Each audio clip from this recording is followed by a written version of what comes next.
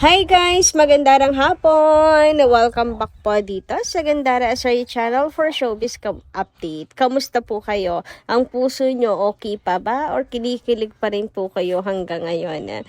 Anyway, andito na naman nga po akong muli nagbabalik. Ang nagbabaganda ninyo kachismasang Kim Pao, wala na nga pong iba. Ang lokaret na si Gandara SRU upang magatid po sa inyo ng latest update and fresh happenings patungkol kina Kim Chiu and Paolo Avellino. And para po sa hapong ito, ang tatalakayin naman natin at pag-uusapan ay meron nga pong kinalaman dito sa ticket ng Kim Pao at sa world tour ng Kim Pao na kung saan fluff daw. Ano daw? Anyway, before tayo mag-start, sa mga hindi pa nakaka-subscribe sa ating channel, maaari lamang na pindutin po rin yung subscribe button natin at notification bell na nariyan sa baba upang kayo po yung maging updated at ma-notify tuwing may bago tayong chika at balita hinggil sa Kim Pao. Basta mga balita na may kinalaman kina Kim Chiu and Paolo Avellino, sagot na nga po natin yan. And eto na nga, simulan na po natin ang atin pong balitaan hinggil po dito sa naging show nila Kim and Paolo sa Fox Theater sa Redwood City. Na kung saan, ito nga po yung first day and first stop po nila Kim and Paolo for their world tour. And ngayon pa lang, ang masasabi ko po, napaka-successful. Kaya naman, congratulations sa Kim Pao. Ito naman po ang aming hangad mga ka-Kim Pao. Ang maging successful po ang kanilang concert na ito. Pero teka. Ano itong nababalitaan natin? Diba? Na flop daw ang concert ng Kim Pao. Ha? Saang banda? Nagsisimula pa lamang ang Kim Pao. Eto na po agad-agad sila at umaatake na mga kakipi. Ano yon? Dala ng inggit. May mga nagpabatid nga po sa atin ng balita na to na fluff nga raw ang event na to nila Kim and Paolo sa Redwood City. Basahin nga natin to comment ni Miss Norma Daya. Gandara, good evening. Hindi pa tapos yung world tour. Nag-vlogs na si Ogie Diaz na fluff daw yung concert nila kasi yung mode of selling tickets is buy one take one for free. How true is those? We hopefully this is fake. Napanood ko rin po yung vlog na yon nung nakaraan nga. Isang araw ko po ata binalita sa inyo yon na may ganun nga pong vlog si Ogie Diaz na malamang daw po kaya naka-promo ay maari na kaya daw po naka-promo ay dahil hindi mabenta ang tickets ng Kim Pao. Kasi naman wala rin tayo na balitaan mga ka-Kim Pao na yung TFC po nagbigay po ng impormasyon na may concert po sila Kim and Paolo. Like flyers, namigay po ng flyers sa mga OFW sa Redwood City.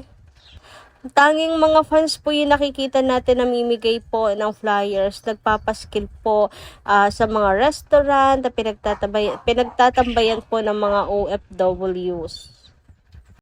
Effort talaga po ang mga fans. Ito pong naka-blue na to, yan po yung nagsabi kasi producer din po ata siya and usually ginagawa nga daw po yan kapag pwedeng dahil sa hindi mabenta at marami pang reasons. Kaya pinapa-buy one take one. Pero highlighted yung maaring hindi po mabenta. Kaya ganon. Anyway, hindi po yan totoo mga ka-Kim Pao. At saka yung sa pamimigay ng mga kapwa natin Kim Pao fans ng ticket, napaka-generous lang po kasi talaga nila. Sabi pa dito, we hopefully this is fake Gandara kasi ibabash na naman silang dalawa. Alam mo Gandara, I'm so sacred with these vlogs of Ogie Diaz. He just show his real color to Kimi. That one time, he was a basher of Kimi, and one thing, he is the talent coordinator of Janine. Ogie is disgusted with the outcome of Janine's career. Therefore, he makes vlogs to destroy KP tandem. Gandara, how true na yung mode of selling ng tickets for Kim Pao World Tour is buy one, free one. Is this legit? Thank you. God bless us all, especially to Kim Pao. Yes po, meron din akong nabasang ganun mga ka-Kim Pao na naka-buy one, free one mga ka-KP. Pero hindi ibig sabihin po noon ay matumal mga kakipaw. Kasi kailan pa ba? February pa lang po ata nagkakaubusan na ng tickets. Yung sa Diamond ticket nga po sold out agad. And dahil ka po kasi pa-anniversary yun ng Kim Pao po at ang ilang admin din mga kakipi. Diba 20th na po ang Kim Pao sa showbiz industry. So marami pong reasons kung bakit po may promo ang ticket po ng Kim Pao. Anyway, mabalik ka po tayo sa naging vlog ni Ogie Diaz. Sino po dito yung mga nakapanood na? Grabe naman sa Pluff, 'di ba? Pluff agad.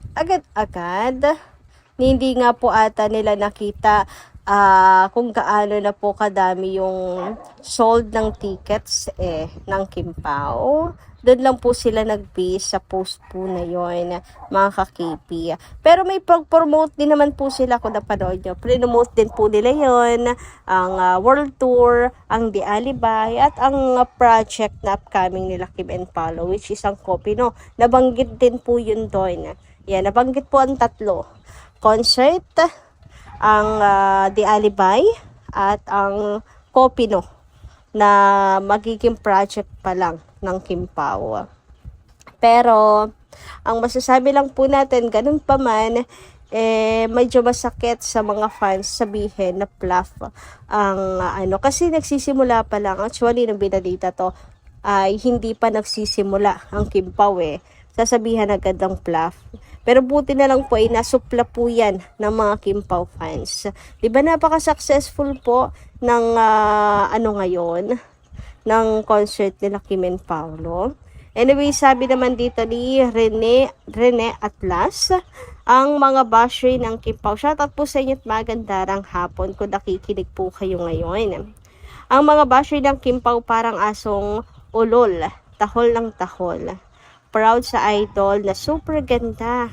Okay, maganda nga. Kaso wasted lang. Anuhin mo yung ganda kung hindi mo naman mahal. Kung hindi mo naman mahal, may ganda na hindi pansinin.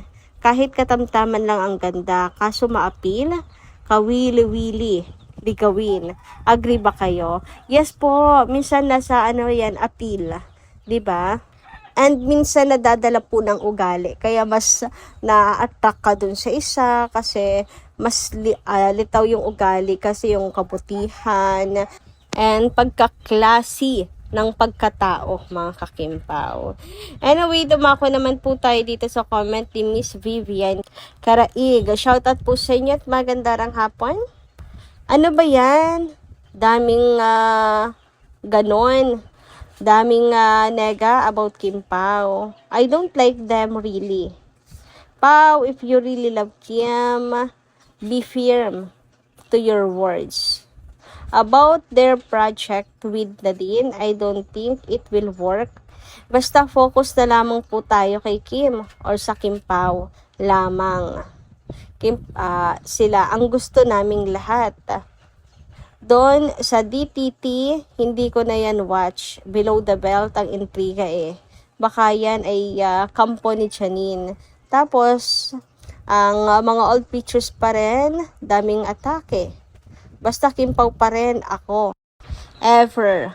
Praying pa rin. Lord, ikaw na po ang bahala sa aking mga loves. Lord, heal our land po.